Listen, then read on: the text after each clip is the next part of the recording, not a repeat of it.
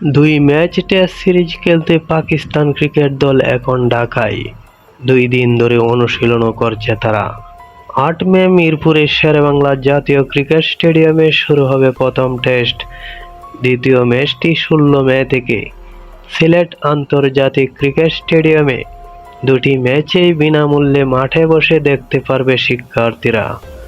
আজ এক সংবাদ বিজ্ঞপ্তিতে বিসিবি জানিয়েছে, নিজ নিজ স্কুল বা প্রতিষ্ঠানের নির্ধারিত ইউনিফর্ম পরে এবং স্কুল শিক্ষা প্রতিষ্ঠানের বৈধ পরিচয়পত্র সহ শিক্ষার্থীরা নিম্নলিখিত ভেন্যুগুলোর নির্ধারিত গ্যালারিতে বিনামূল্যে প্রবেশের সুযোগ পাবেন। শুধু স্কুলের শিক্ষার্থীরা নয়, এই সুবিধা 15 বছরের কম বয়সী বেসরকারি ক্রিকেট একাডেমি প্রশিক্ষণরত শিক্ষার্থীদের ক্ষেত্রেও প্রযোজ্য হবে। এক্ষেত্রে প্রশিক্ষণার্থীদের নিজ নিজ একাডেমি নির্ধারিত পোশাক পরে স্টেডিয়ামে প্রবেশ করতে হবে। পাকিস্তান সুপার লিগের PSL ফাইনাল ম্যাচের দিন সকালে ঢাকায় এসেছেন শান মাসুদরা।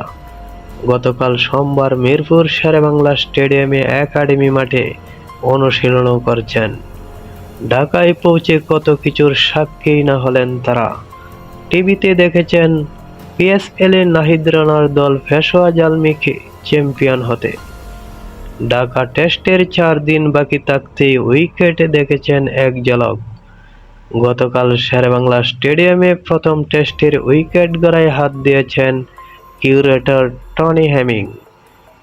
ত্রিফল সরিয়ে সেই প্রস্তুতিই দেখলেন নোমান আলী ও মোহাম্মদ রেজওয়ান।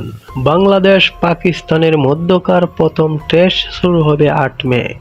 মিরপুরের চেনা কন্ডিশনে শাহিন শাহ আফ্রিদিরা মানিয়ে নিতে সময় পাবেন 4 দিন। প্রতিটি সেশনকে গুরুত্ব দিয়ে কাজে লাগাতে চান তারা।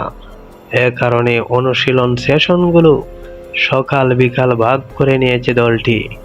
সোমবার বিকেলে অনুশীলন করার সূচি পরিবর্তন করে আজ সকালে অনুশীলন করবে। পাকিস্তানের কোচ সরফরাজ আহমেদ সময় পরিবর্তন করার অনুরোধ জানালে আপত্তি করেনি বিসিবি।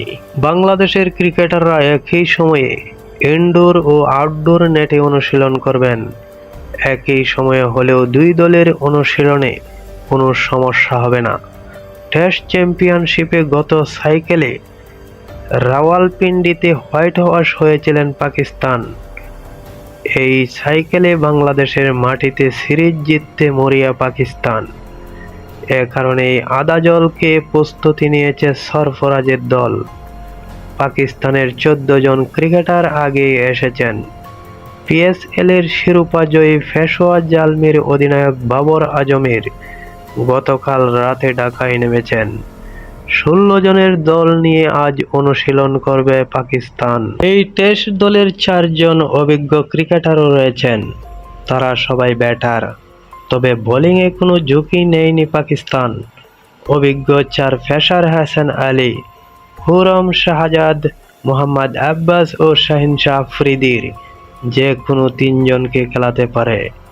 দলে থাকা স্পিনার নোমান আলী ও সাজিদ খান অভিজ্ঞ, তাই পাকিস্তানের বোলিং বিভাগকে হালকা করে দেখার সুযোগ নেই।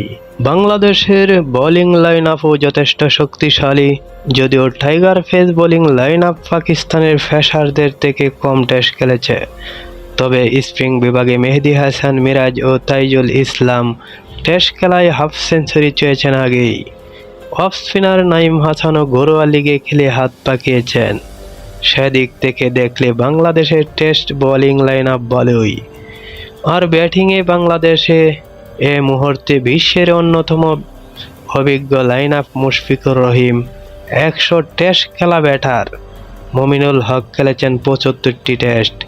লিটন কুমার দাস, মেহেদী হাসান মিরাজ, তাইজুল ইসলামের 50-এর বেশি ম্যাচ খেলা ক্রিকেটার। এই অভিজ্ঞতা দুই দলের মধ্যে পার্থক্য করে দিতে পারে।